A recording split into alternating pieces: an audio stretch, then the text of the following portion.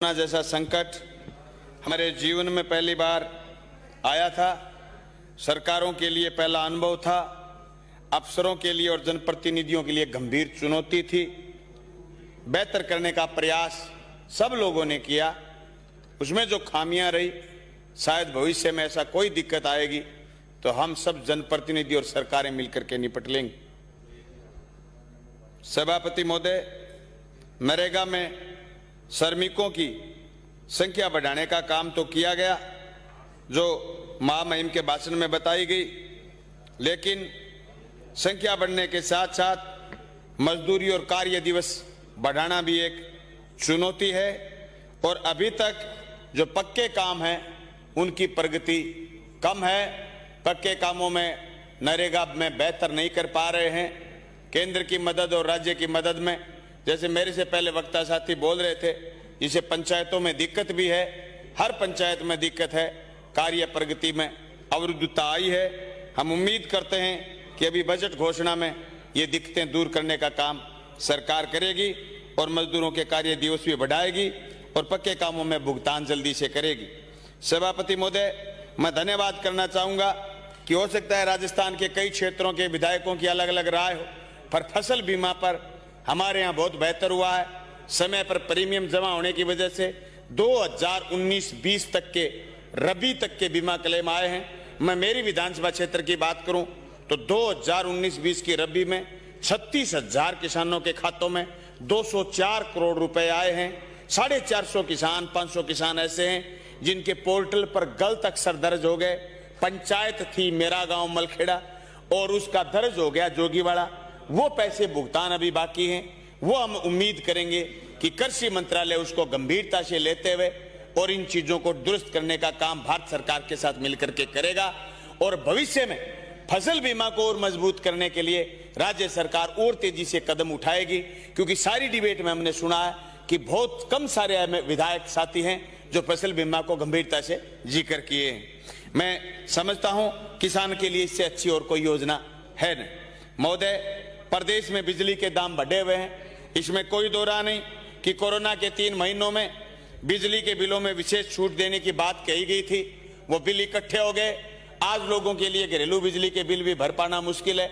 जो बातें चल रही हैं बिजली के दाम बढ़ने की, मैं उम्मीद करता हूं कि इस बजट में राजस्थान की सरकार बिजली के बढ़े हुए दाम भी वापस लेगी और ऊर्जा के क्षेत्र में सौर ऊर्जा को बढ़ावा देने का काम करेगी और घरेलू बिजली में 200 यूनिट प्रति परिवार को मुफ्त में देने की सरकार घोषणा करेगी और जो स्थायी शुल्क के नाम पर बिलों में भारी गड़बड़ है उनको ठीक करने का काम करेगी। बिजली उपभोक्ताओं को राहत देने के लिए सरकार को आगे आना चाहिए। इसमें कोई दो राय नहीं सभापति महोदय कि बहुत बड़ा राजस्व बिजली से आता है, लेकिन राजस्व के चक्कर में अगर हम प्रदेश के उपभोक्ताओं को परेशान करेंगे तो मैं याद कराना चाहूंगा राज्य की सरकार को केंद्र से जो जीएसटी का हिस्सा आना बाकी है वो हिस्सा लेने के लिए हमें कवायद और तेज करनी चाहिए और प्रदेश की जनता को राजस्व बढ़ाने के नाम पर बिजली में राहत देनी चाहिए। दूसरी, राजस्व बढ़ाने के लिए यहाँ स्वायत्त शासन मंत्री बैठे हैं, पूरे प्रदेश के जितने भी शहर, नगर पालिका, नगर परिषद क्षेत्र हैं, सब में अगर लोगों को पट्टे जारी करने की कवायद शुरू कर दी जाए तो हजारों करोड़ रुपए। अगर अकेले जयपुर की बात करें, जो लोगों ने जमीन में आगे बढ़े हुए लोग जो तामीर कर रखी है, न तो कोई तुड़वाने वाला और न उनको कोई डिस्ट्रॉय करवाने वाला, मैं तो उम्मीद करता हूं राजस्थान की सरकार कि उनके पट्टे जारी करे, उनको रेगुलराइज करे, उनसे फीस जमा करवाए। अकेले जयपुर में हजारों करोड़ रुपए की आमदनी हो सकती है। ये पूरे प्रदेश में भी इस चीज की नीति को लागू कर सकते हैं। अभी जनसंख्या का घनत्व जो बढ़ रहा है शहर की तरफ, वो गांव की तरफ बढ़ाने के लिए गांव में कॉलोनियां विकसित करने का काम, कन्वर्जन का काम शुरू कर देना चाहिए। इसलिए हम उम्मीद करते हैं कि सरकार इन चीजों में तेजी से काम करने का शुरुआत करेगी। सभापति महोदय, पेट्रोल और डीजल की बात करें, पूरे अंतर्राष्ट्रीय मार्केट में क्रूड ऑयल के दाम नीचे हैं। केंद्र की सरकार ने दुनिया भर का सेस लगा रखा, लेकिन राजस्थान सरकार भी कम नहीं है। मैं हरियाणा के नजदीक में रहता हूं। हरियाणा को और हमारा 10 रुपए का डिफरेंस है, जो लोगों के लिए हर रोज सवाल होता है कि हरियाणा में जाते हैं 10 रुपए लीटर सस्ता डीजल है और 10 रुपए सस्ता पेट्रोल है। राजस्थान की सरकार जो पिछले दिनों सेस घटाया है, उस सेस को और घटा करके जनता को राहत देने का काम करेगी। सभापति महोदय, जो राज्यपाल महोदय ने जब कानून हमारे यहाँ राजस्थान में पास किए गए थे, उन तीनों कानूनों को रोक के रखा है। उसके अलावा जो केंद्र ने सरकार ने कानून पास किए, किसान विरोधी कानून पास किए, वो रोकना राज्यपाल का हमें समझ में आता है। लेकिन 5 एकड़ तक के किसान की जो कुर्की न करने का कानून राजस्थान की सरकार ने बनाया, मैं समझता हूं वो गंभीरता से राजस्थान की सरकार को लागू करना चाहिए। राज्यपाल महोदय को उसको मंजूरी देनी चाहिए ताकि 5 एकड़ तक के किसान की जमीन कर्ज की वजह से नीलाम न हो, कुर्क न हो। सभापति महोदय, ये जो हिंदुस्तान में आंदोलन चल रहा है, चाहे कोई विधानसभा का सत्र होगा, ये आंदोलन हमारे लिए एक ऐतिहासिक आंदोलन है। ये आंदोलन अभी सिरे भी नहीं चढ़ा है। 2 तरीके की बातें चल रही हैं। बीजेपी के लोग ये कह रहे हैं कि ये किसानों के पक्ष में है। हम आज भी हमारी बात पर कायम है, ये किसान के पक्ष में नहीं है। इसे 3 महत्वपूर्ण चीजें जो किसान के हाथ से चली जाएगी, जमीन, किसान के हाथ से चली जाएगी मंडी। और मैं एक बात फिर मेरी दावे के साथ कह रहा हूं, इन कृषि कानूनों से और आवश्यक सेवा वस्तु अधिनियम से न सिर्फ मंडी जाएगी, न सिर्फ जमीन जाएगी, बल्कि खाद्यान्न का, दलहन का, तिलहन का 36% बाजार है, वो बाजार भी छोटे व्यापारी के हाथ से निकल करके बड़े पूंजीपति के हाथ में चला जाएगा।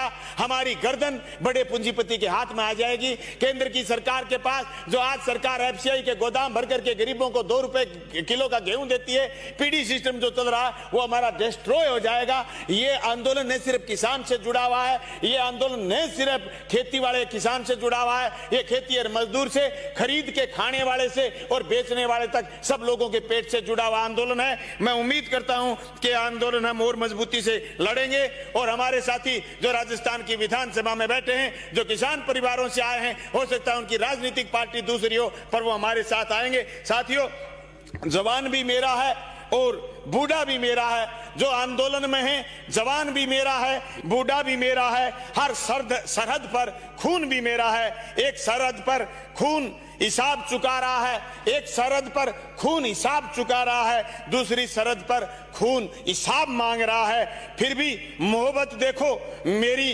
कौम की यारो, फिर भी मोहब्बत देखो मेरी कौम की यारो, फिर भी मोहब्बत देखो मेरी कौम की यारो। वो लाठी बरसाने वालों पर अपनी जान लुटा रहा है, वो लाठी बरसाने वालों पर अपनी जान लुटा रहा है।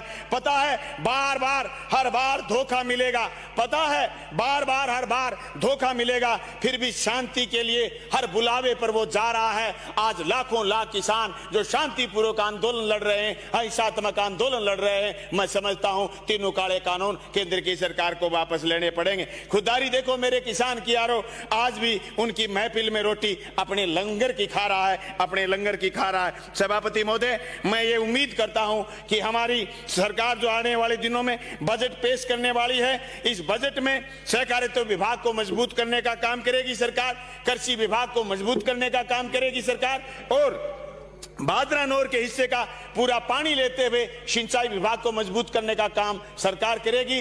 जो सीएडी विभाग बंद कर दिया गया है केंद्र सरकार द्वारा 2015 में, उस सीएडी विभाग के लिए खाड़ा निर्माण के लिए राज्य की सरकार स्पेशल बजट का आवंटन करेगी। और निरोगी राजस्थान को मजबूत करने के लिए 2013 की नर्सिंग भर्ती, प्रयोगशाला सहायक की भर्ती पूरा करने का और डॉक्टरों की भर्ती पूरा करने का काम सरकार करेगी। कानून व्यवस्था को मजबूत करने के लिए सब इंस्पेक्टर भर्ती में खाली पड़े पदों को, जो अभी भर्ती चल रही है उसमें जो 250 पद जोड़ने की विद्यार्थियों की, नौजवानों की मांग, उसको पूरा करेगी। हम धन्यवाद करना चाहेंगे मुख्यमंत्री जी का इस बात के लिए कि 587 पद एलडीसी के जो कट गए थे उनको जोड़ने की हमने मांग की और उन्होंने 603 पदों को जोड़ा। इसी तरीके से हर भर्ती में जो पेंडिंग है, पेंडेंसी है, जो रिट किए हुए हैं, जो एसएलपी लगाई हुई है, सरकार वापस लेकर के उनको पूरा करने की काम करेगी। और मैं उम्मीद करता हूं कि किसान आंदोलन की जीत के साथ ये देश एक नया इतिहास लिखेगा और इस देश में किसान की फिर बात बड़ी होगी, किसान के बेटों की फिर बात बड़ी होगी। और किसान एकता जिंदाबाद के साथ मैं मेरी बात पूरी करना चाहूंगा। जय जवान, जय किसान, किसान एकता जिंदाबाद। धन्यवाद। श्री जब्बर सिंह जी सांखला, श्री जब्बर सिंह जी सांखला। आपने मुझे महामहिम राज्यपाल महोदय के अभिभाषण पर बोलने का मौका दिया। सभापति महोदय,